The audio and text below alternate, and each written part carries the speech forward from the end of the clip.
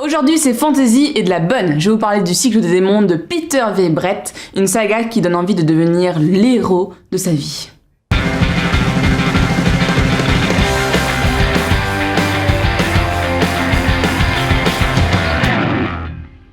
J'avais tellement adoré les 3 premiers tomes de cette saga que j'ai lu le 4e en Day One. Dès sa sortie, Timothée me l'a amené et c'était trop cool.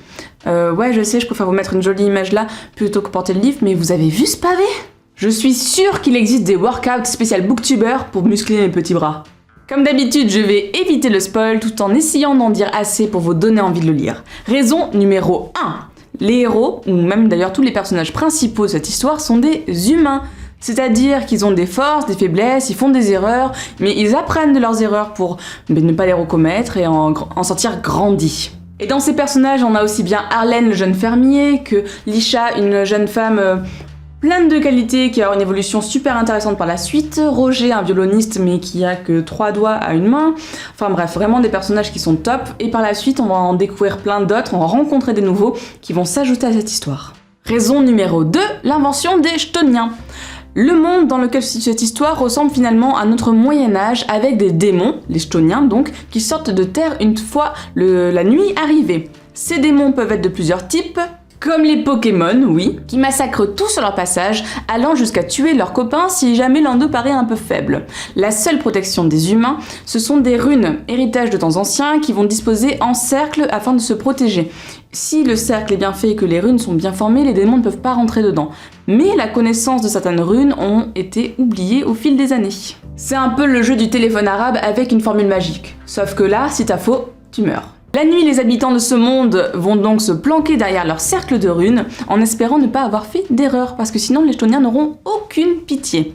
Vous comprenez bien que la peur et donc la terreur même fait partie intégrante de ce monde. Les gens sont habitués à rester à proximité de leur cercle et par exemple, les longs voyages, on va éviter. La magie va donc se résumer à l'usage de ces runes, ce qui peut paraître peu, et pourtant l'usage, la transmission, la connaissance de ces runes et les possibilités qu'elles offrent vont s'étoffer au fil des tomes et ça va être de plus en plus intéressant. Raison numéro 3, la découverte d'un vrai univers. Au début, comme je vous l'ai dit, c'est un peu compliqué de voyager de nuit et de faire des longs périples, on va donc se concentrer sur des petites zones, mais petit à petit, on va découvrir de nouvelles cultures qui, elles, ont un rapport différent aux Chthoniens. Et là, ça devient carrément passionnant. Pour résumer, c'est une saga épique, passionnante, des personnages super bien travaillés qui sont introduits au fur et à mesure pour pas que l'on se perde. Même si on attend un peu trop entre 2 tomes, il faut un peu de temps pour réussir à se rappeler de tout. Vous avez compris, c'est une saga que je recommande évidemment. Même s'il est vrai que le tome 4 est un peu moins bon que les 3 précédents.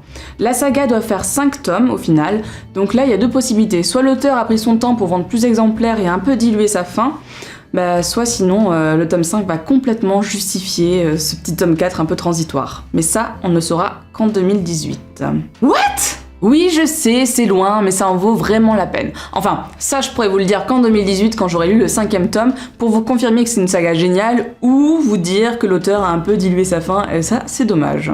Comme d'habitude, dites-moi ce que vous en avez pensé de cette vidéo, mais aussi du livre si vous les avez déjà lus, enfin 1, 2 ou 3 ou 4 d'ailleurs, peu importe.